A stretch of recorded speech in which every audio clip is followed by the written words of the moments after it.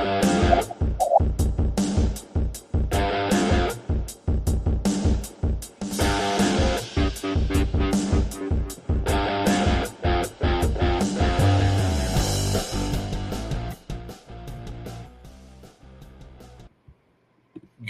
morning, hockey fans. This is Stephen Heisler with HeisHockey.com, the Victorious Hockey Company, and the Junior Hockey Discussion Group on Facebook. You are watching the Junior Hockey Morning Show. We are on the World Sports Broadcasting Network. That is WSBN.TV, YouTube, X, Facebook. Hopefully today you're watching from home, from work, listening in your car, wherever you are. We hope that you enjoyed your weekend in hockey, and we'll move into today's topic. A good coach can be everything for a young player. Let's be clear. The wrong coach can easily destroy the spirit of just about any hockey player. The wrong coaches always find a way to break what was never broken. Hockey coaches have a lot of responsibility. They not only have to teach the game, but also motivate their players and help them improve. What makes a good coach? Here are 5 qualities that effective hockey coaches possess. 1, they are great communicators. They can communicate clearly and effectively with their players. They understand that each player is different. Look, this year we have dealt with guys that were really good X's and O coaches, very good at the hockey part of the equation, horrendous when it came to communication. Some coaches you'll see on the resume, it's 1 year and out, 1 year and out, 1 year and out. They never stick with the team for more than a season. Why is that? Record wasn't bad. So what gives? Why does that team not do well late in the third period or late in the last third of a season? Coach is a poor communicator. Doesn't communicate well with the parents. Doesn't communicate well with the kids. Doesn't really communicate well with the staff.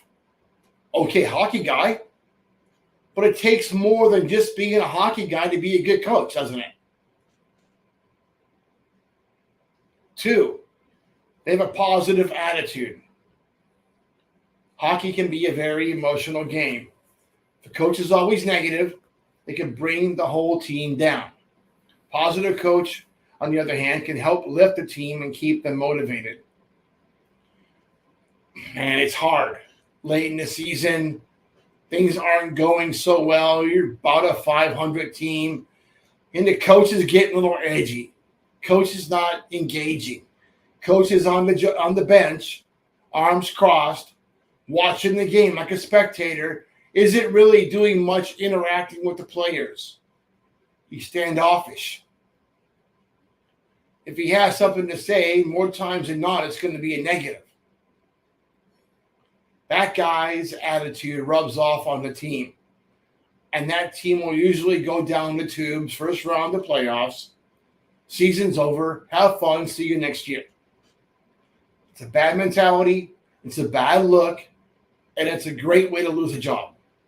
Be positive. Try to give these kids something. Because although the game may be just a stopping point or a job for you, it's everything to these kids.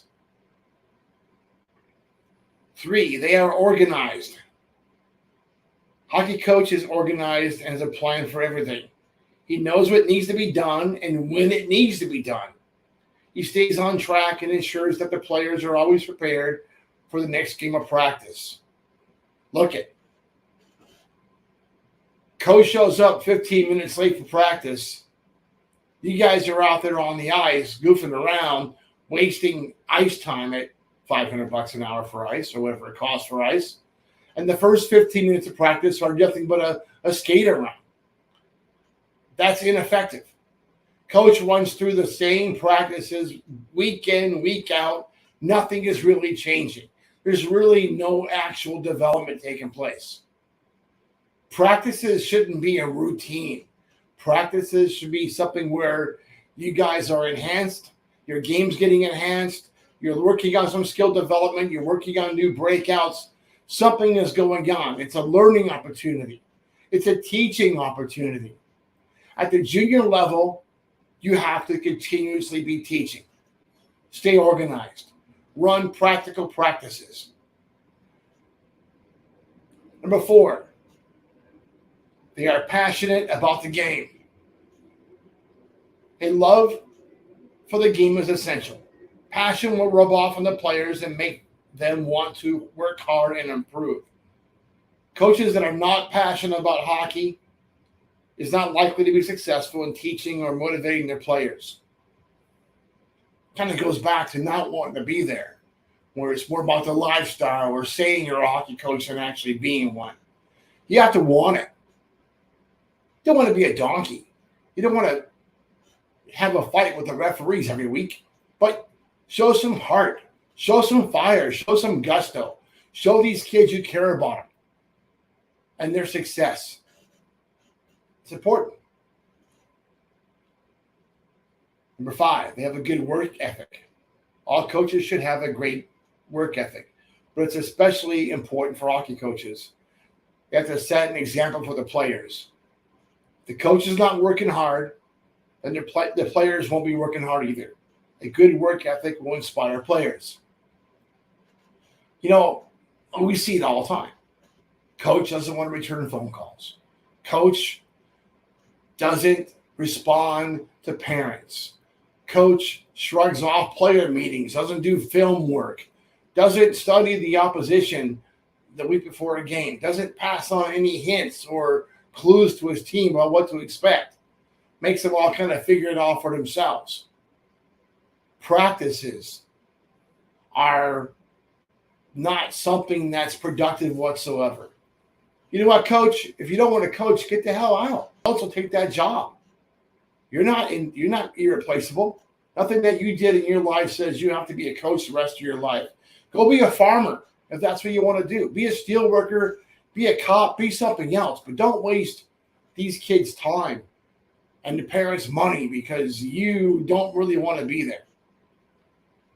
Do the job. Side bonus here. Motivational attitude of a hockey coach. Coaches are always looking for an edge to help their team win. They spend hours studying film. This is the good coaches. The good coaches spend hours studying film, coming up with new plays or game plans, or working on team morale. Most important things a coach can do is create positive and motivated attitude. Coach's attitude sets a tone for the entire team. The coach is negative, the team will be negative. Coach is positive and motivated, the team will be positive and motivated. It's not difficult. But here's what is difficult. You're coming out of AAA hockey, not really sure what to do. You could play AAA as an 18-year-old. That's kind of like putting a Corvette up on blocks and hitting the gas pedal. Not really going to develop very much as a 18-year-old playing against 16 and 17-year-olds. But, you know, that's an opportunity for you. Kind of expensive. You could go to junior hockey. But where do you go? That's where the experience and network of a good advisor comes into play. Don't take a chance. You can ruin a whole year doing nothing and spinning your tires and not getting any better and learning how to vape and party and hang out with the boys, but that's not development. Here's what I can guarantee you. If you're 18 years old and you go to one of those teams and it becomes more of a boys in the hood fest and not much hockey development, you will be with that at that level of play the rest of your career. And you'll play college club hockey and you'll end up in men's league pretty quick. But if you want to take the game seriously, you want to climb the ladder of development, you're my kind of player. I want to talk to you. Check out the link in today's article on heishockey.com. Let's have a conversation. That's it for today. Hope that you enjoy your morning coffee and have a great day in hockey.